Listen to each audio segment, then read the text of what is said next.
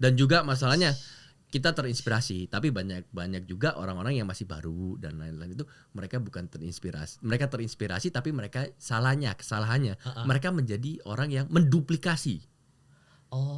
Ya. Bukan create own signature. Yes. Jadi mereka itu dari terinspirasi mereka menduplikasi. Tapi mereka yang duplikasikan itu mereka tidak sebagus atau sebaik yang aslinya, yang OG-nya gitu. Ya. Jadi those kind of people yang mungkin yang masih baru ya di industri sama ini. Sorry loh ya, tapi itu kenyataan, kalian tahu.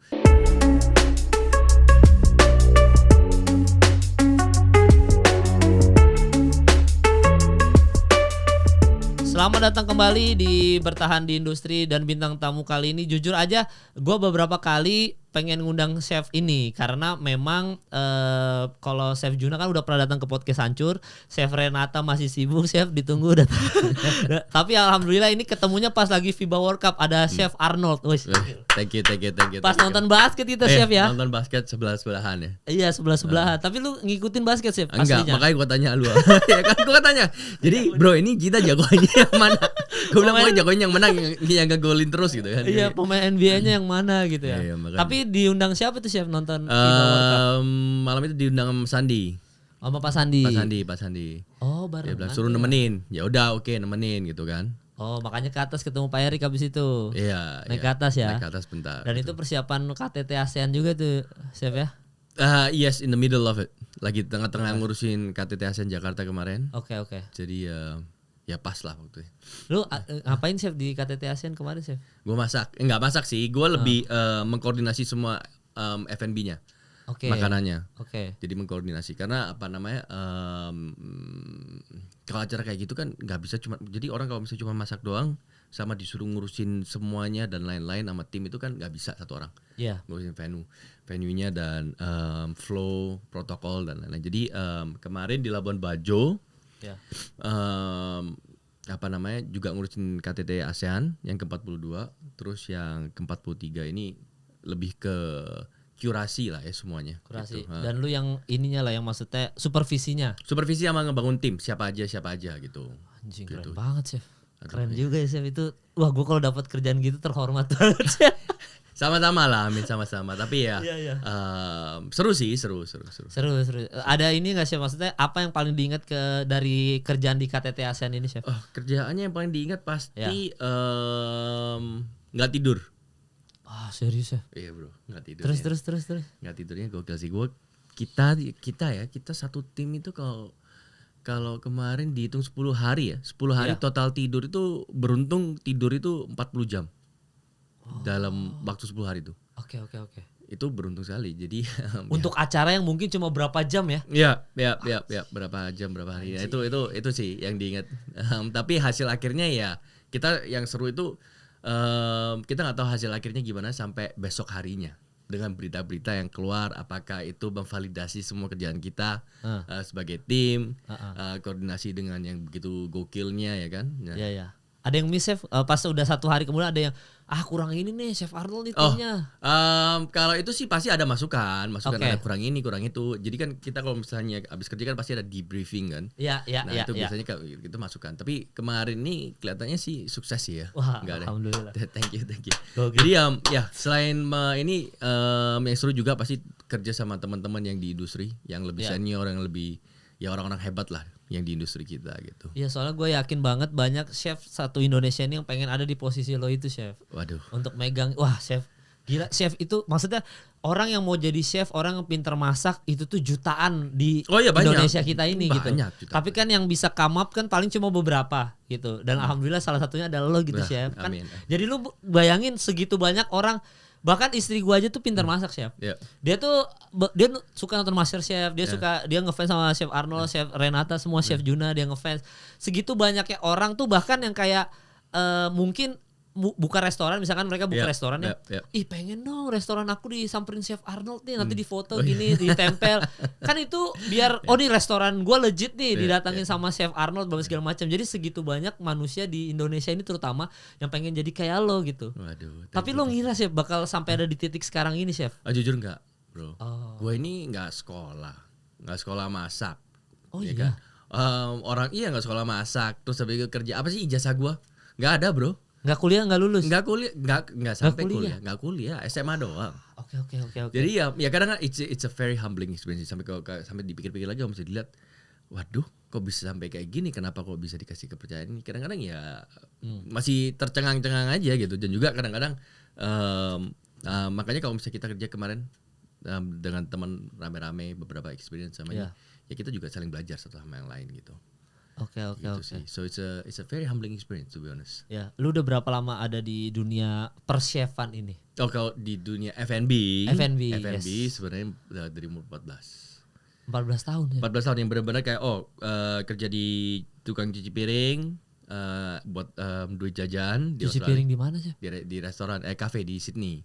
Oh, di Di Australia. Aussie. Oke. Itu kan ya maksudnya itu hal yang normal lah ya. Kalau misalnya orang mau cari duit jajan sama ini kan kerja di kafe itu it's a normal thing gitu. Bukan kayak di sini kayak anggapannya kenapa sih lu cuci piring kayak gimana apa. Iya. Sebenarnya di sana itu it's a normal thing gitu. Okay. Tapi kalau misalnya secara dunia restoran, dari gua lahir itu orang tua itu udah udah bisnis F&B itu gua udah lahir di situ karena orang tua udah punya restoran. Restoran apa? Chinese food apa? Steakhouse dulu, grill di Surabaya. Nah itu pun orang tua gue, nyokap gue itu juga sudah sebenarnya udah dilahirkan di dunia F&B juga, punya restoran juga di Rote, di Kupang di Kupang. Oh, nyokap kan asli Rote tapi pindah ke Kupang kan. Oke. Terus ke Surabaya. Ya itulah dunia F&B sama ini. Jadi di umur 14 ya? Dari umur 14 benar-benar waktu itu nggak ada duit jajan, sulit. Kadang-kadang orang tua juga nggak duit jajan. Orang tua tinggal di sini juga dulu? Sydney semua sampai sekarang. Semua pada WNA kecuali gua. Kenapa sih lu nggak mau ngambil itu warga negara sana? Sulit lah, mending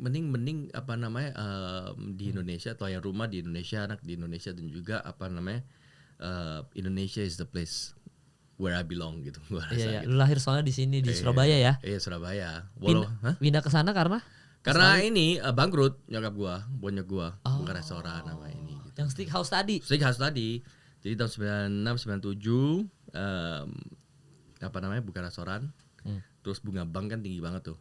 Terus kerusuhan. Ya udah habis itu mereka dibeliin sama tante gua tiket ke Australia. Terus bokap gua gak mau pulang, mau pindah gitu. Oke. Supaya kehidupan anak-anak atau keluarga paling enggak seburuk-buruknya di Australia itu masih oke gitu kan menurut mereka. Untuk posisi tahun segitu ya. Oh iya betul. Apalagi tapi kalau di Surabaya gue nggak tahu deh, maksudnya apakah mempengaruhi Tionghoa, maksudnya secara nggak langsung kayak di Jakarta gitu. Banyak yang pindah juga kan soalnya kan. Gua rasa sih nggak terlalu. Tapi ya kita ngomongin Tionghoa sama ini, gue juga dibilang katanya gue KTP Cina lagi sama ini semua. Padahal gue bahasa Mandarin nanti nggak bisa kan.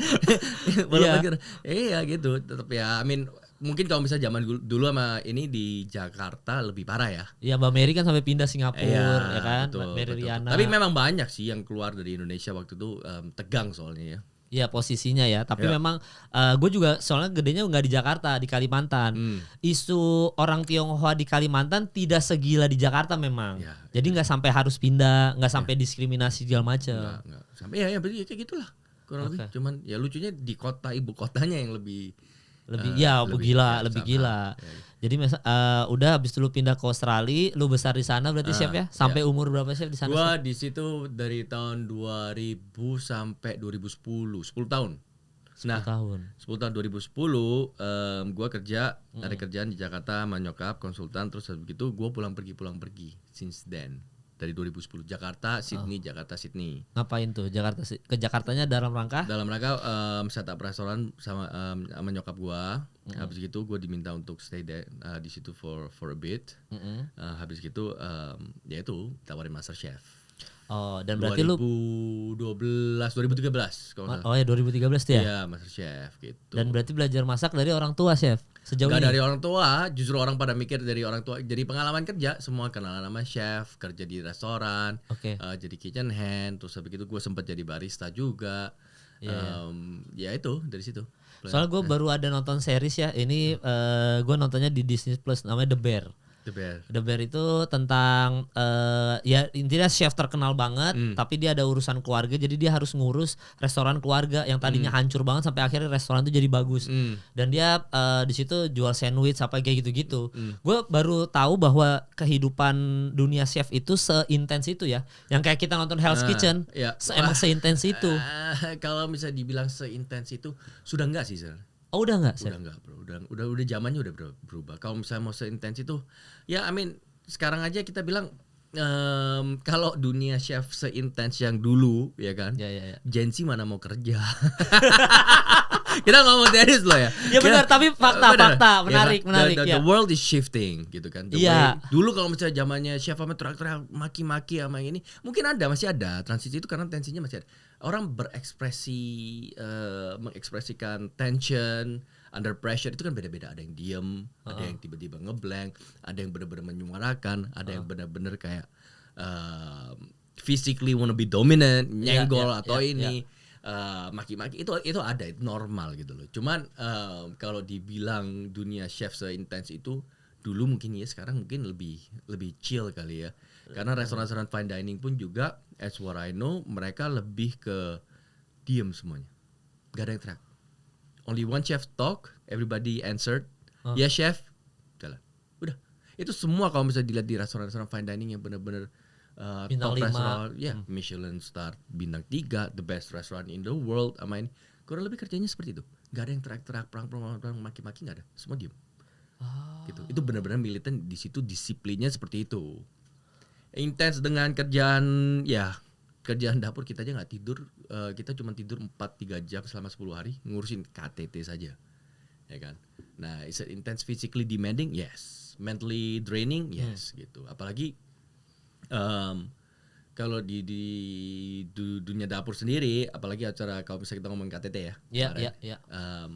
We're serving for the best guest kan ya. Yeah. And we have to do our best, ya kan. Yeah. Jadi itu demand setiap siapapun, mau dari tukang cuci piring, dari waiter, dari orang yang kitchen hand yang baru mulai kerja dapur, baru ini semua yang trainee, we demand the best out of them untuk outcome yang terbaik gitu loh. Gitu. Jadi kita nggak tolerate kayak orang yang setengah-setengah kerja sama ini, apalagi maksudnya nggak tolerate ya. Lu ngapain ada di sini? Jangan setengah-setengah, mending nggak usah gitu kan. Iya. Gitu. Soalnya di MasterChef masih ada sosok kayak Chef Juna yang marah-marah kan. Oh ada. Jadi begitu gue nonton series itu, gue ngerasa bahwa anjing, ternyata dunia chef itu nggak segampang itu, seintens itu di kitchennya ya, di dapur gitu loh. Iya. Oh ternyata sekarang udah jauh lebih chill, lebih chill gitu. Karena at the end of the day sekarang kan nggak semua orang bisa diintensin terus, ya kan? Nggak semua orang mentalnya juga tiba-tiba. Apalagi yang sekarang anak-anak muda yang pengen di dunia F&B. Kan soalnya dunia udah berbeda. Oke. Kalau dulu, tanyain waktu SD mau jadi apa? Presiden lah, dokter lah, pengacara, pilot. Iya sekarang kan ada content creator. Dunia F&B itu is a beautiful thing yang mau jadi chef. Ya kan. Nah, apakah itu it's a transition gitu loh industri kita gitu. Dunia kreatif kan lebih banyak demandnya sekarang. Iya. Gitu. Dan gue sampai sekarang itu ibaratnya itu tetap mau gimana pun kita semua butuh makan ya kan, sebagai as a human. Jadi makanya dunia F&B ini mau sampai kapan pun pasti harus tetap ada. Semua orang butuh makan, kan. Jadi nggak akan ada mau matinya. Diganti AI pun itu gimana sih kalau diganti chefnya tapi AI? Kalau menurut gua ya, orang mungkin AI bisa bikin resep, bisa bikin patokan, bisa bikin ini, tapi at the end of the day, I think food itu, makanan itu harus ada human touch-nya, harus ada senses-nya yang nggak bisa di-replace menurut gua. Oh iya betul sih kayak. Karena dari zaman purba pun, part of the survival itu kan sebenarnya makan. Iya. Ya kan, how to hunt, ya kan, basically kan itu kan, the core hunting. Makan, masak, makan buat menghidupi keluarga. That is the core. Sampai sekarang pun dunia mau berubah dari purba sampai sekarang yang teknologi seperti ini. Ya, I don't think it will change sih that one. Gitu. Iya, dan robot nggak akan bisa bikin, mungkin robot enak-enak tapi ada taste yang beda kalau ketika lo yang masak chef ya. Makanya kalau bisa kita pulang ke rumah orang tua, Iya. masakan nyokap itu selalu kayak ada gitu kan. Iya. Kenapa mie instan di rumah sama tukang ini beda? Padahal sama-sama mie instan isinya. Oh iya juga ya. Iya gitu sih bro. Iya. Tapi kalau yang ngebedain chef yang ibaratnya ini chef udah bisa dibayar mahal, makanannya enak, itu dari apanya sih penilaiannya gitu? Pasti kan juga dari reputasi, dari effort, dari skill, dan juga dari bahan-bahan yang mereka pilih gitu kan pastinya. Dan juga bahan-bahan itu dipilih kualitasnya gimana kan gini. Bahan-bahan juga ditentukan dari artisanal produce, di mana itu tuh skala yang kecil. Benar-benar dari petani, benar-benar nanam let's say jagungnya benar-benar di take care, dan juga nggak mass produce gitu. Jadi benar-benar fokusin kualitas dan juga nature-nya. Itu kan time consuming. Iya. Ya kan, buat mereka ya pasti mahal karena it's time consuming, and that's the quality yang mereka berikan, dedikasi mereka. Dan di restoran kan juga kita pakai supaya bagaimana kita bisa meng-highlight dari yang ditanam yang udah berapa lama, di take care, kita memproses masakan itu menjadi masakan yang indah gitu, dengan semua skill dan juga reputasi yang ada. Gitu. Soalnya kan rata-rata kalau kita, apalagi kalau kayak gua kan makan aja chef. Kadang-kadang makan di restoran bintang 5 sama yang restoran bintang 3 misalkan, kok kayak nggak ada bedanya. Kok lebih enak restoran bintang 3, suka ada feeling-feeling gitu. Yeah. Tapi ya, I mean at the end of the day it's a restaurant industry, it's a hospitality industry kan. Jadi dari belum tentu yang dari produce-nya sendiri diproses dan juga setelah dimasak dikomunikasikannya dengan baik secara service, hospitality, ya kan, relationship-nya itu kan ya mungkin ada yang miss, ada yang bisa diperbaiki dari situ. Gitu. Yang bikin lu jatuh cinta sama dunia permasakan F&B apa sih? Gak ada sebenarnya bro, gue tuh benci banget sebenarnya dulu sama F&B, sampai pengen berubah tau nggak, pengen sekolah, pengen ini, tapi gimana ya ujung-ujungnya kecemplung lagi, balik lagi ke cita-cita lu apa sih waktu kecil? Pengen jadi pengacara atau enggak marketing director of a big company gitu aja. Gue pengen kayak gitu. Masuk banget nih badan lu gini jadi pengacara atau marketing itu cocok banget sih. Tapi ujung-ujungnya ya baik lagi, tiba-tiba one way or another gue balik keseret lagi ke dunia F&B. Kalau nggak be a manager atau di dapur atau apa, selalu balik ke situ gitu. Dan ya udah, so I think there's a few times yang gue waktu itu udah umur berapa ya, I think masih belasan, nggak usah 20-an nggak usah. Gue tuh capek, maksudnya kayak weekend harus kerja pagi sama ini sampai malam, teman-teman gue pergi party, clubbing semua, kan gue juga pengen kan. Kita day off di Australia hari Senin semua pada kerja, pada sekolah, pada ini gitu. Ya, terus gue sempat mau ini take a break, terus cari kerjaan yang lain, cari kerjaan kantor atau apa, ternyata nggak bisa karena nggak ada ijazah, nggak ada ngertian. Jadi OB pernah, office boy. Terus jadi cleaner pernah bersihin rumah, bersihin kantor, sama ini pernah juga.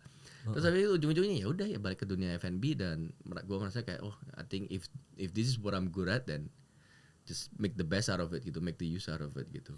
Makanan yang lu pertama kali bikin tapi dimakan sama orang lain ya, bukan sama keluarga, apa chef? Yang lu pertama kali bikin? Waduh, steak. Tapi.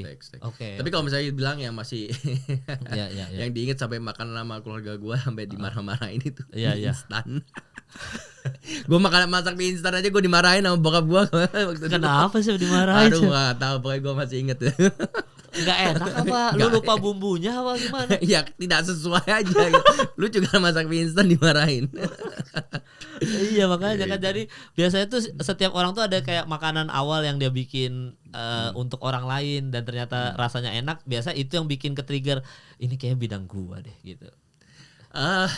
Kalau itu gue nggak tahu ya buat semua orang. Cuman kalau misalnya buat gue sendiri, yang ya itu gue sempet udah di industri ini udah berapa lama, terus habis gitu pengen berubah cari industri lain, tapi ujung-ujungnya kecemplung lagi. That's my trigger untuk ya udah be the best out of it, make the best out of it gitu kan. Kalau nggak lu mau ganti-ganti ini berapa kali profesi gitu kan? Iya. Bini gue selalu bilang Joe of all traders or all trades. Pepatah itu tahu kan? Oke. Jadi nggak bisa semuanya seperti itu gitu. Jadi ya difokusin aja di dunia ini. Ya mau nggak mau ya harus fokus ya. Lu paling jago bikin apa sih? Yang the bestnya? Misalkan gue mau chef tolong bikin makanan yang lu ahli banget, gue pengen nyoba apa? Oh, masakan kalau lu, misalnya dibilang ahli signature dish, one dish Yeah. sendiri kan nggak ada spesifik, Signature karena kan lo. we always explore sama ini. Tapi kalau misalnya if you give me simple ingredients di dapur rumah lu, I can make you a very very nice dishes. Dan lebih ke Asian food, Asian style. Asian style. Yes. Lu yang mangkoku masih chef? Masih ada. Nah gue tuh sampai sekarang tuh chef ya, gue doyan banget lo makan mangkoku. Thank you. Makanya itu kan pasti kan ingredientsnya atau resepnya kan dari lo kan. Habis itu Yes. lo kasih chef yang mereka lah yang ngurus-ngurus sendiri. Yep. Tapi gue sampai sekarang ngerasa itu tetap, gue tuh ingat banget pertama kali beli mangkoku tuh pas pandemi. Yes. Karena kan kita semua nggak tahu mau makan apa kan, kita nggak bisa keluar apa segala macam, otomatis apapun Ojol. yang ada di ojol tuh kita makan semua. Yep. Suatu hari ada yang ngomong, Mal cobain mangkoku, karena ini punya Kaisang juga ya waktu Ya, itu ya? ada Kaisang, ada Gibran sampai. Kaisang, Gibran sama ada Chef Arnoldnya nih. Iya. Nah ini harusnya enak nih, dia bilang gitu. Cobain. Gue sih makan sekali enak. Akhirnya gue coba dan itu beneran enak itu Chef. Thank you.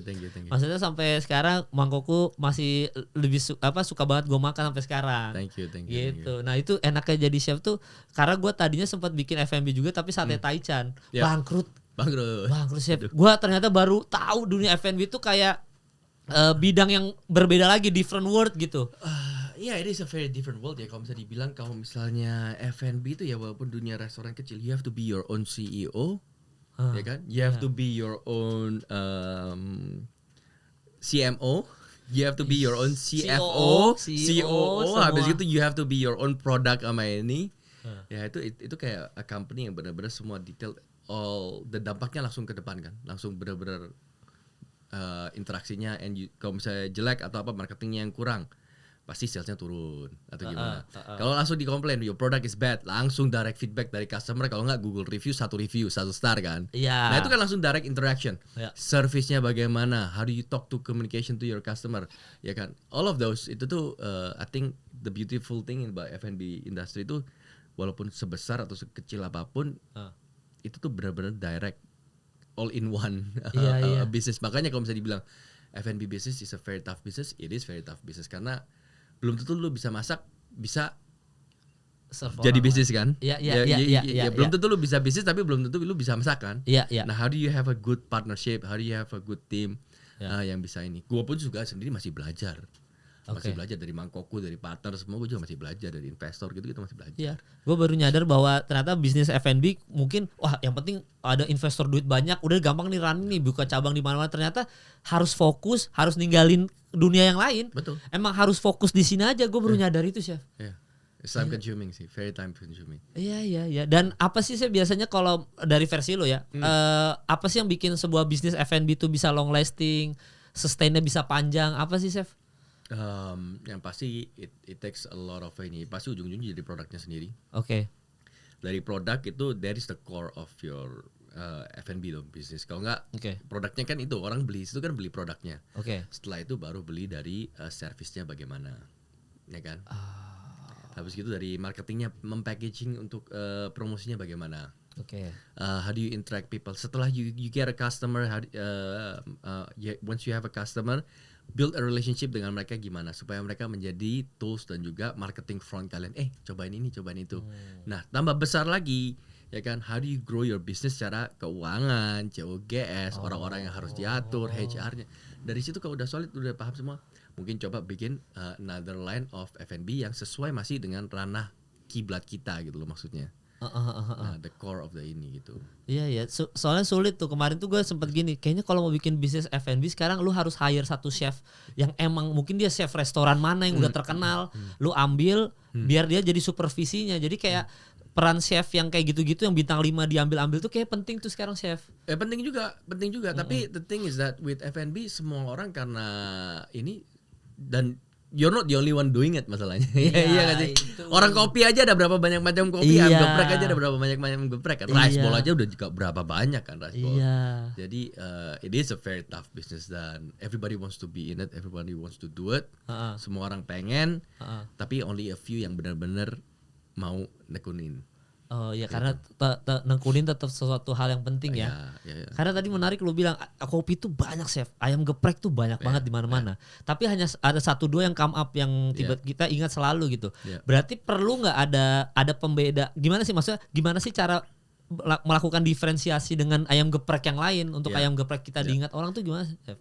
Ya dari marketing, dari mungkin ya gue jujur aja sih bilang kalau misalnya Ya. sekarang dengan dunia digital ya pasti dari marketingnya, dari Ya, kita promosinya bagaimana, building a relationship-nya gimana, dan I think yang pasti kalau mereka promonya itu lu harus liatin juga your competitor promonya bagaimana, apa yang lu mau tonjolin. Ya. Kalau misalnya lu tetap ikut jual banding harga, kasih voucher semua ya sama aja ngapain ya kan. The bigger brand yang bakal tetap menang dengan market share mereka gitu. Iya, jadi makanan harga mati adalah yang penting enak dulu. Iya betul. Baru nanti konsumer balik lagi. Iya.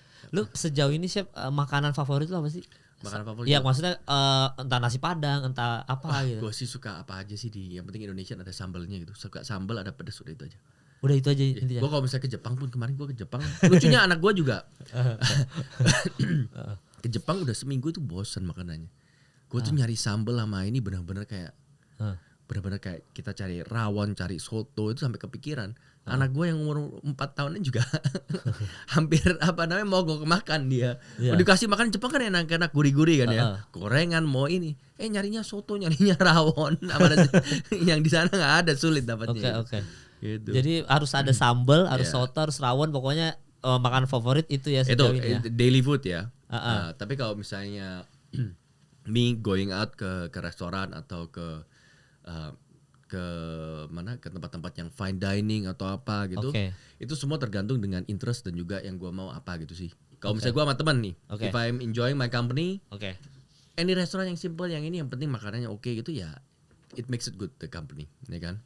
Tapi kalau misalnya gua pengen belajar, oh ini ada chef baru nih yang terkenal yang lagi hype, gua lagi merasa sedikit I want to be inspired, Oke. ya kan. Gua pergi makan ke restoran-restoran fine dining itu.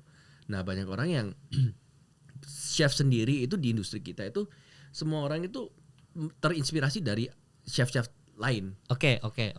Kita nggak perlu diajarin, cara kita nggak perlu diajarin deh. Kita nggak perlu diajarin cara masak steak. Everybody knows how to make steak kan. Yes. Tapi kita ke restoran orang lain lihat makanannya itu kita belajar dan juga kita terinspirasi Ya. dari cara mereka ini. Anggap aja para chef itu kalau udah ada basicnya, udah ada jam terbangnya. Heeh. Mereka itu cuma duduk di restoran makan, ngeliat dapur aja mereka udah tahu itu cara bikinnya gimana. Teknik. Lu udah sampai di tahap itu, Chef? I think bukan gua doang, semua orang kayak gitu. Dan juga masalahnya kita terinspirasi, tapi banyak juga orang-orang yang masih baru dan lain-lain itu mereka bukan terinspirasi. Mereka terinspirasi tapi mereka kesalahannya mereka menjadi orang yang menduplikasi. Oh. Ya. Bukan create own signature. Yes. Jadi mereka itu dari terinspirasi, mereka menduplikasi, Heeh. tapi mereka yang duplikasikan itu mereka tidak sebagus atau sebaik yang Yang aslinya, yang OG-nya. gitu. Iya. Jadi those kind of people yang mungkin yang masih baru ya di Iya. industri ama ini. Sorry loh ya, tapi itu kenyataan kalian tahu. Dan Iya, itu iya. mereka menduplikasi, mereka tidak they don't put their soul atau their signature or their touch untuk refine atau memperbaiki sesuai dengan versi mereka sendiri-sendiri. Oh. Gitu. Jiplak aja ya. Jiplak aja. Nah, kebanyakan seperti itu, which is okay. Karena Oke. dunia F&B semua orang mengcopy atau Iya. menduplikasi dari banyak orang. It's fine. Oke. Gitu. Tapi banyakan dari kita terinspirasi dari cerita, dari skill, dari teknik perpaduan rasa yang mereka bikin. Oke. Untuk ternyata let's say sambal sama apa ya? Coba sambal sama Apalagi coklat atau Oke. atau white coklat atau apa, jamu juga ya cara bikinnya gimana, ternyata itu it inspire you dari teknik, dari flavor. Oke. Tapi kalau orang yang menduplikasi aja nggak tahu the back end ya hancur jadinya kayak gitu Ya karena nggak tahu ternyata coklat itu bisa dipadu-padankan Ya, dengan sambal. dengan cara gimana dan lain-lain gitu Ah. kan gitu. Jadi kalau misalnya ini contoh ya, contoh Iya, perpaduan. Nah tapi kalau misalnya once you're at the stage of being inspired by others, you take inspiration from others, okay, you take on the note-nya kayak ini caranya kayak gini. Gue pernah makan ini. It's really good gitu. Bagaimana gue mengimplementasikan untuk hidangan gue yang selanjutnya gue masak ke depannya, menu planningnya. Those kind of things. Jangan dijiplak langsung. gitu. Oh ya pelajarin dulu aja ya maksudnya Betul. ini kurangnya menurut lo adalah apa, lu Versi gua aplikasikan sendiri. versi lu sendiri. Iya, gitu. Emang dunia industri F&B kalau kita ngomongin especially berarti Indonesia chef ya. Berarti di Indonesia sendiri itu yang lagi lo benci itu selain menjiplak-jiplak tadi apa lagi chef? Bukan gua di Indonesia membenci atau jiplak-menjiplak. Dunia F&B semua seperti itu. Karena apa? Lucunya Ya, ya. di creative industry yang namanya F&B Ya. itu tidak seperti musik. Ada music label di mana irama atau berapa beats yang ini nggak boleh dipakai untuk lagu selanjutnya karena ada copyright dan ya. sama kalau misalnya dunia F&B resep makanan atau koktail atau minuman lu jiplak dengan berapa persen semua orang di satu dunia itu udah saling menuntut satu sama lain. Oh, karena nggak ada hakinya ya? Nggak ada hakinya, gitu. Iya. Garam beda dikit aja udah bukan resep lu kan? Iya, bener beda gitu. merek aja udah beda ya. Nah, kalau ya betul. Kalau misalnya beda, let's say bumbunya ini, bumbu rendang gua nih, gua tambahin lagi sedikit banyak cengkeh. Oke. Resepnya udah beda lagi. Jadi nggak bisa dipatenin. Iya, nggak bisa ya. Yang bisa matenin itu adalah culture, countries. History and also heritage, which is ya makanan-makanan legendaris kayak di Indonesia, rawon, rendang, ya kan, soto, ya kan, bebek betutu, nasi, babi guling dan lain-lain gitu. Itu kan memang udah culture-nya Indonesia dan juga di Indonesia itu heritage dari negara tersebut itu nggak bisa dicuri dari ke Eropa gitu. Rendang yang nyiptain orang Eropa di Belanda gitu kan, nggak mungkin dong. Iya.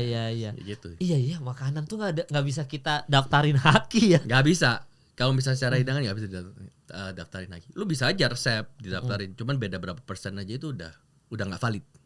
Oke. Tapi kalau lu tipikal kalau ke restoran lu lihat chefnya dulu baru lu makan chef atau ini kata orang ini enak lu samperin, biasa gimana kalau lu mau ke restoran yang baru deh gitu? Ke restoran yang baru ya gue lihat aja nggak juga chefnya, tapi kalau misalnya chefnya kenal teman-teman bukan restoran ya gue datengin gitu kan. Gue samperin support teman-teman yang ada di industri. Kalau restoran ya kalau tergantung sih, kalau misalnya gue pengen restoran yang udah biasa gue pergi ya gue pergi, tapi kalau misalnya yang baru tergantung dari ya jujur aja secara visual. Dari Instagramnya apa sih, gimana sih makanannya apa? Oh, I'm interested in this sama ini gitu. Oke. Gue nggak baca review so much of a review, karena menurut gue pun setiap orang punya opini yang berbeda-beda. Everybody comes there with different taste and palate. Jadi menurut gue sih nggak terlalu ini. Tapi kalau misalnya dari Instagram sosial medianya, it's interesting, I'm interested. Ada juga kalau misalnya diajak sama teman-teman, rekomendasi by the way, nih restoran ini gitu. Ya. Gitu sih yang gue mau ini. Karena secara psychologically kalau misalnya gue lihat Instagramnya baru, ini bagus gini-gini, tapi gue masih belum ada waktu. Tapi kalau misalnya ada 2-3 teman yang bilang, lu udah cobain restoran ini belum? Gue jadi termotivasi untuk nyobain juga gitu kan. Gitu. Iya. Jadi sejauh ini ya by review juga ya datangnya, nggak terpatok sama chef aja gitu ya. Tapi kalau misalkan gua mau jadi chef, karena kan gua ada beberapa teman yang dia viral jadi chef gara-gara TikTok kan, dan akhirnya dia punya restoran sendiri, dan akhirnya dia sekarang udah gede sendiri dari konten, based on konten. Kalau gua di era sekarang nih, gua pengen jadi chef. Step by stepnya apa berarti chef? Gue harus sekolah dulu kah atau gue harus belajar? Misalkan gue ngikut lo, gue belajar dari lo apa step by step yang lebih benar? Tergantung ya. Ini semua juga bisa berdampak dengan financial, ya kan? Orang kalau misalnya mau sekolah masak, sekolah masak, ikut aja. Mau sekolah masak di luar negeri atau di dalam negeri terserah. Yang penting lu ngerti basicnya. Kenapa basicnya ini? Walaupun gue nggak sekolah ya. This is one thing that I regret. Kenapa gue nggak sekolah masak? Karena gini, my process and understanding of the basic yang di kuliner ini. Gue harus belajar sedikit lama di industri secara praktek. Iya. Nah kalau misalkan sekolah paling nggak udah ada basicnya, udah paham ini apa, tinggal di praktekin lagi di dunia industri. Gitu. Sekolah masak itu kalau misalnya ada secara financial bisa sekolah masak pilih yang bagus. Kalau nggak ada financial jelek? Kalau nggak ada financial jelek, mau nggak mau you have to take the long road. Which is kerja dari nol. Ngikut orang, apply dari paling bawah posisinya, ya kan. Dari situ benar-benar belajar. Mungkin kalau misalnya dibilang gue di compare sama si chef-chef yang ini ada terminologi cara masak ini atau apa gitu, gue masih nggak paham. Tapi kalau melihat ternyata ini ya contoh merebus, braising atau gimana gitu kan. Iya, iya. Orang nggak tahu kan, sekolah kan pasti nggak tahu ini apa sih Pak. Tapi kalau misalnya ini ngerebus ini ya kan. Roasting itu apa namanya? Nge-roast chicken atau apa. Temperatur kenapa harus masak seperti ini. Jadi di sekolah kan udah diajarin. Kalau di dunia praktek, you have to see it to understand it and ini. Iya benar, harus kalau jalurnya sekolah udah ngerti basic apa segala macam jauh lebih cepat ketimbang lu belajar by experience ya. Betul. Nah, tapi yang by experience pasti will do things faster daripada orang yang akademis. Oh. Secara praktek ya. Oh gitu Chef ya. Yes. Karena kalau sekolah kan lu cuma ini, tapi kalau misalnya kita di industri secara praktek kita udah ngelakuin itu udah sering. Jam terbangnya secara praktek lebih cepat. Contohnya maksudnya kalau di sekolah gue diajarin cara ngerebus telur setengah mateng, caranya seperti ini. Oke, gue ngerti gitu. Tapi kalau misalnya lu disuruh ngerebus telur 100 telur setengah mateng semuanya, lu belum tentu bisa. Oh iya benar. Pasti ada kurang lebih ada 20 atau 30 yang masih gagal. Tapi orang yang udah di praktek, udah belajarnya udah lama, secara industri, udah melakukan itu pasti lebih cepat kerjanya. Oh iya ya, soalnya kalau di sekolah kan fokus aja satu telur gitu. Kalau di kerjaan kan bisa 2, 3, 50 telur. Langsung gitu, Harus itu udah beda ilmu lagi tuh. Iya, jadi udah feel-nya udah dapat di industrinya gitu. Makanya dunia F&B is very interesting. Akademis boleh, it's good, tapi belum tentu you're good at secara praktikalnya. Oh, gitu. Lu role model chef ada chef banyak lah role model chef, all the chef in top 100 in the world is my role model sama ini. Setiap chef pun juga memiliki skill berbeda-beda, personality berbeda-beda, dan the thing is that di dunia kuliner itu adalah leadership. Oh, kenapa itu chef? It's very important karena it's a leadership di mana orang-orang yang masuk di dunia ini yang baru, mereka they look up to someone kan. Kalau semua orang tadi dibilang, siapa sih nggak look up to Gordon Ramsay? Everybody look up to Gordon Ramsay. Yes. Let's say kita bilang, oh kok jawabannya cuma itu aja, Gordon Ramsay, Marco Pierre, all these great chef. Gini, kenapa? Siapa sih nggak aspire menjadi Gordon Ramsay? Secara sebelum dia jadi celebrity, he was a very very good chef. He still is a very very good chef. Tapi apakah ada chef-chef yang lebih hebat daripada dia di dunia ini? Banyak. Ya kan? Tetapi kenapa kalau misalnya dibilang jadi role model gue sama ini? Secara dia punya bukan kita ngomong didik di dapurnya keras. Dari dunia nobody in the kitchen. Yang dulu gajinya per jam pun lebih kecil daripada sekarang. Yang mungkin dibayar cuma $3-4 per jam. He became a very very rich chef. One of the richest in the world. I think it's number 1 richest in the world. Siapa sih yang gak aspire to be wealthy, let's say successful in a way, family man, ya kan, bisnis ada, aspiring. Ada juga kalau misalnya, kalau misalnya sukses, gue pengen jadi kayak number 1 chef in the world, bisa aja. Seperti let's say, gue belum ke update, tapi yang kemana let's say restoran Noma, number 1 in the world. Noma ya, di mana itu ya? Di Copenhagen, Denmark. I think few years ago. Tapi sekarang gue belum ke update ya. Siapa sih nggak pengen belajar? How can you be a number 1 chef in the world? What is the skill? What is your thought? What is your mind? I wanna learn. Itu juga ada gitu. Jadi to have a role model di dunia industri kuliner itu banyak banget. Ada yang businessman, ada yang celebrity, let's say, ada yang both, ya kan. So we take all this aspiration from others gitu. Dan lu pernah nyamperin gak salah satu restoran mereka? Pernah gak samperin? Ya kalau misalnya restoran si Noma pernah. Noma pernah sih? Pernah. Tapi dia gua nggak di Copenhagen, tapi dia waktu ke Sydney gua datengin. Gua lebih ke banyak restoran teman-teman di Sydney, di Jepang gitu. Ya, dan memang apa sih yang sekarang sejauh ini membedakan makanan dari yang chef bener gitu sama chef yang ibaratnya belum setingkat sama mereka gitu? Apa sih yang bedain tuh taste-nya aja berarti ya? Sejauh ini ya? Beda-beda sih karena mereka tuh setiap chef itu we are a creative gini loh, makanya this industry is very funny. Kita itu it's a creative industry, but at the same time it's a very cruel business. Ya kan? Iya, kejam sih. Ya kan, you have to run a business, you have to be smart, let's say entrepreneur in a way, ya kan? Iya. Beda kalau misalnya kita gue bukan ngejelekin orang lukis atau seni dan lain-lain ya. Seni mungkin satu gambar, 2 gambar terus nanti exhibition, siapa yang mau jualin dan juga network dan lain-lain. Yes. Maybe slower, ya kan? Industrinya untuk misalnya menjual satu art atau apa. Tapi kalau misalnya restoran, it's a very fast pace kan. Lu invest, lu ada rame, atau lu begitu buka udah nggak kemana-mana, bisa bangkrut juga, banyak juga gitu loh. Iya. Soalnya memang kalau apa ibaratnya itu gue penasaran sama yang Salt Bay misalkan Salt Bay yang begini-begini kan. Itu kan cuma hype. Sekarang banyak yang tutup. Makanannya pun juga nggak enak.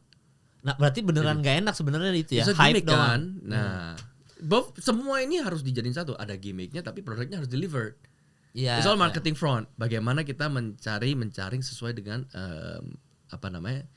benang merah dan juga kita punya blueprint. What do we want? Oh berarti Salt Bay itu kegagalannya adalah karena sebenarnya nggak enak ya chef ya sebenarnya. Nah, gue nggak pernah makan di situ, tapi kebanyakan reviewnya kurang, overhype dan lain-lain.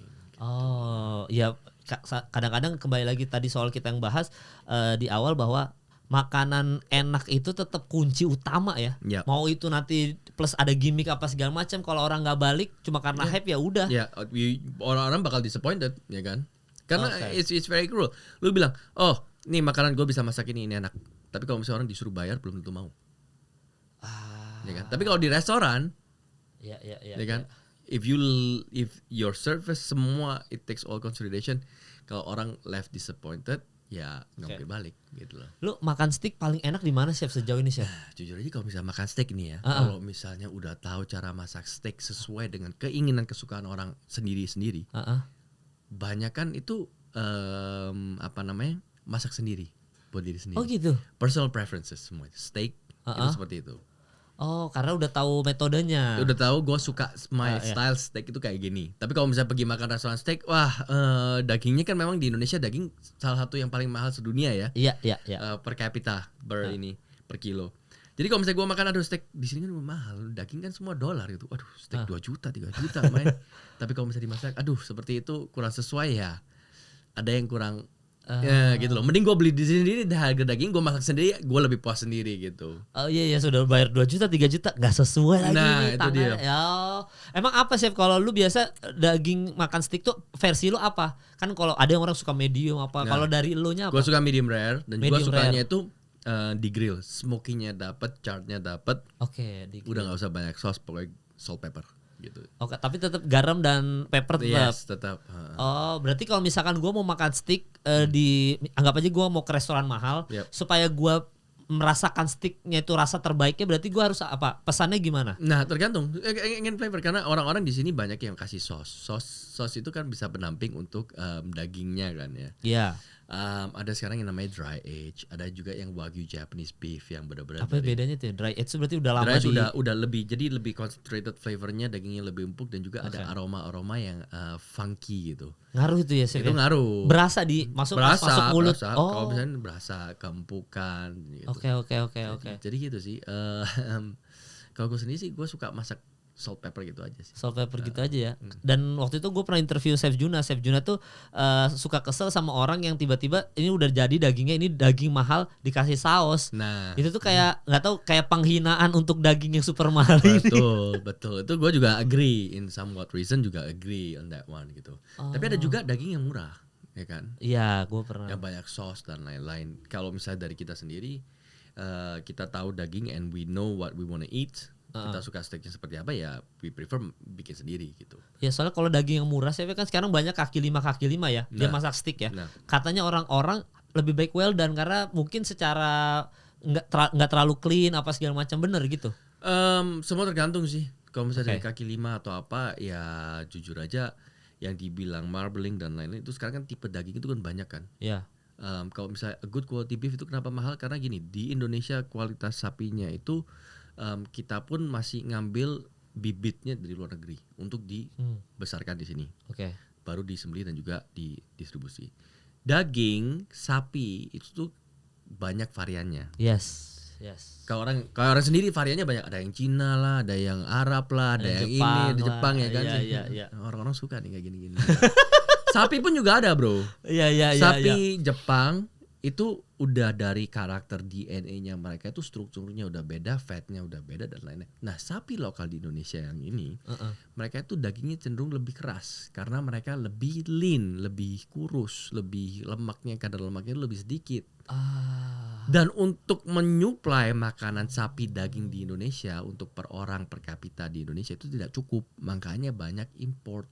dan impor itu kan dolar. Ya. Heeh. Dan sekarang itu banyak cara kayak daging melting. Ya, kan? Melting. Nah, ya, itu yang dipump dengan Oke. minyak supaya berserat dan juga supaya lebih soft. Ada juga yang dimarinasi dengan pengempuk daging dan lain-lain gitu.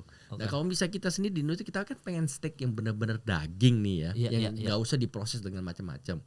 Ya makanya itu kita beli daging seperti itu. Kalau yang di kaki lima ya, sure you wanna eat meat makan aja gitu kan. Lah mau well done ya terserah gitu kan. Tapi kan kalau misalnya yang dari kita pemula makan daging ini kan semua yang well done. Sausnya banyak. Ya kan kalau asal sambal, saus tomat. Baru kita adventure lagi, saus black pepper, mushroom dan lain-lain. Baru steak yang medium rare gitu kan. Iya. Nah gitu. Iya itu kayak dulu temen gue dia tuh tester wine gitu sama jalurnya tuh kayak gitu-gitu juga tuh dari yang betul dari kalau wine gue juga suka wine dari sparkling, dari champagne, red and white. Gitu. Baru nanti dari itu red wine kan venture lagi ada apa variety-nya. Gue sampai download Vivino namanya. Iya, Vivino, yes. Gue sampai dulu tuh ternyata dunia wine tuh ada sekolahnya, ada apa segala macam. Ternyata di Vivino kita dikasih tahu ratingnya. Betul. Dan ya gitu-gitu. Jadi ternyata rasanya beda-beda. Yang ratingnya sekian, yang dari Italia, dari Argentina, spicy. Gue baru tahu istilah-istilah. Wah, dalam juga ya. Wah, ada yang rasanya tiba-tiba teksturnya kayak air aja gitu kan. Habis itu lebih dalam lagi, lebih deep lagi. Ada yang smoke-nya juga kadang-kadang. Ya itu. Jadi kan akhirnya tadi kita ngomongin daging, ngomongin wine, daging dari Jepang, daging Indonesia, daging Australia kan beda. Tapi Australian beef tuh sama Jepang, lu lebih suka mana? Australia sama tergantung. Kalau misalnya gue mau lagi bener-bener yang gurih banget itu ya, gue Jepang. Tapi kalau misalnya Australia yang gue pengen daging yang kenyang, yang ini yang enak, Australia. Soalnya rata-rata kita kalau nggak Jepang, Australia kita di Indonesia ya. Sama US. Bedanya apa lagi tuh berarti chef? Kalau US kurang lebih hampir seperti Australia tapi lebih gurih. Lebih gurih. US ya. Kalau wine lu sukanya Italia, Argentina, Spanyol. Kalau gua wine gua suka kalau misalnya to drink. Iya. Banyak orang kan pada bilang you drink Pinot Noir atau Burgundy. Itu udah kayak Rolls-Royce-nya wine gitu loh, kayak udah mobil paling mahal gitu ya. Kalau gua masih suka, I do enjoy Burgundy, tapi gua masih suka lebih ke yang lebih Bordeaux style. Oh, Prancis Bordeaux area which is lebih deep, lebih langsung strong in your face. Kalau gue nggak drink Bordeaux, gue drink Napa Valley. Oh gitu, berarti itu istilahnya tuh yang acid apa sih? Gue lupa ada gini-gininya kan kalau di itu lebih ke bold, dry gitu. Dry tannin sama ini. Wah, nggak semua orang tuh sanggup kayak gitu sih. Wah itu penyakit sih jujur aja. Iya. Penyakit lah kalau udah beli wine, udah tahu wine nama ini tuh selalu pasti keluarin duit untuk beli, because you want to taste better and better wines. Iya, nggak mau kembali lagi ke belakang. Kayak udah istilahnya orang naik business class, dari business class pengen first class, habis itu pengen punya pesawat sendiri. Iya, nggak bisa tuh ya, berarti itu ya udah terbiasa. Terus sama kayak kita udah kaya, finansial udah segini, kayaknya kalau mau turun lagi, tadinya udah punya rumah sendiri mau ngekos lagi udah sulit karena harus naik. Itu wine itu penyakit. Emang gitu penyakit ya. Tapi berarti sebelum udah nih chef, tipsnya aja chef untuk orang-orang yang mau terjun ke dunia chef atau F&B, ada saran nggak untuk mereka yang masih dari nol nih ya? Cari ini deh, kalau misalnya menurut gua sih cari mentor, cari role model. Ya. Kalau kita dibilang kerja nggak usah mikirin duit dulu ya, itu pun juga bullshit ya menurut gua ya. Magang dulu nggak usah cari duit. At the end of the day cari tahu dulu what is your need and what do you want. Ya kan? Nggak bisa bilang kalau misalnya gua bilang cari mentor aja, kerja dulu aja, nggak usah digaji sama ini. Ya lu butuh kehidupan kan semuanya. Apalagi kalau misalnya lu kena pinjol kan. Iya. Semua kehidupan beda-beda gitu loh. Find a role model. Role model bukan berarti dari satu orang saja, tapi dari a good establishment restoran. Di Indonesia banyak kok sama ini. Ya kan? Dari situ baru cari kerjanya. Belajar semuanya. Belajar. Always kalau di dunia restoran, di dunia dapur itu yang kita lihat secara penilaian, maka I think in F&B industry is very beautiful karena lu bisa lihat semuanya secara detail. Dari HR, dari ini, dari leadership. Jadi kalau baru mulai selalu always ask what is next, mau belajar apa lagi. Jadi kalau misalnya dikasih satu kerjaan, potong bawang. Kerjain sebaik mungkin, secepat mungkin, terus selalu tanya apa lagi yang bisa dikerjain. Always be hungry and selalu tanya apalagi sampai you reach and be a good chef. Even you are a good chef, selalu drive lagi untuk what is next gitu. And always have the leadership di dapur. Wajib tuh ya. Wajib, a good leadership, a strong mentor, itu it will teach you a long way, bukan cuma di dapur aja tapi in life. Dari dapur. Iya. Soalnya kalau dari seri kembali lagi kalau series The Bear, ada satu karyawannya dia bener-bener mau kerja sama nih orang karena menurut dia good leadership, bisa dapat ilmu dari dia segala macam, dan itu ternyata tidak hanya berguna untuk dapur tapi untuk kehidupan juga. Iya pasti dong. Wah, it will teach you a lot sih. I mean dunia dapur sama ini it actually it teach you a lot. Apalagi tempatnya kecil ya kan. Maksudnya restoran kan nggak kayak gedung corporate yang gede banget nih dari bos CEO sampai ke bawah. Ini benar-benar everything all in one place. Semua bisa lihat dan kita bisa lihat langsung semuanya under pressure-nya gimana. Siapa yang perform atau enggak. And setiap capek atau enggak, you have to be there all the time anyway. Besok harus tetap show up to work gitu kan. Iya, mau mood lagi jelek atau apa tetap masak ya. Karena udah ada SOP, udah ada resepi, di situ resepi. Potong bawang nggak tergantung. Bawang lu mau mut-mutan potong bawang, lu lagi sedih atau apa, bawangnya nggak sedih tapi bawangnya tetap harus dipotong. Regardless what. Iya ya. Jaga mood juga PR ya ternyata di dapur gitu, ya. Iya. Anjing belum masuk. Kalau misalnya kita dunia bisnis corporate, kita meeting sama orang, lu nggak mood, namanya kan kelihatan banget kan. Iya. Nah, iya kan. Tapi orang itu tetap mau jawaban dan juga diskusi. Iya. Nah kalau bawang lu nggak usah diskusi dong, tetap harus dipotong. Iya. Jadi buat kalian yang dengerin episode kali ini pengen jadi chef atau masuk ke dunia F&B, tadi udah dijelasin juga sama Chef Arnold, tidak segampang itu, ada journey-nya apa segala macam, dan semoga buat yang nonton ini terinspirasi lah sama Chef Arnold. Karena gue yakin F&B tadi kita bahas juga dunianya nggak akan pernah mati, kita semua butuh makan, setiap tahun tuh ada makanan baru terus, tapi lu bisa bertahan, bisa sustain di dunia F&B itu bukan sesuatu yang gampang. Betul Jam sekali. terbang juga harus diomongin dan jangan takut gagal paling ya Chef ya. Betul. Belajar aja. Iya, selalu Ya. belajar. It's a never ending industry. Iya. Gitu. Jadi nggak ada rulesnya kayak tiba-tiba nih, pokoknya tiap kali tiba-tiba ternyata ini ada chef baru, ini ada makanan baru, ada ini teknik baru sama ini. Itu selalu ada. Selalu ada ya Chef ya. Ya pokoknya semoga Chef Arnold sehat-sehat terus Chef. Sip. Semoga nanti mungkin punya restoran gede apa segala macam sendiri, apa segala macam ya kan, punya acara TV sendiri di restoran itu. Pokoknya buat Chef Arnold sukses. Thank you udah mau datang sini Chef ya. Thank you bro. Sehat-sehat, dan buat yang nonton mohon maaf atas kesalahan yang ada di episode kali ini, nggak ada maksud apa-apa, namanya manusia tempatnya salah, langsung dibenerin di kolom komentar aja. Dan thank you sekali lagi buat Chef Arnold. Thank you. Yang nonton thank you, sampai bertemu di episode selanjutnya.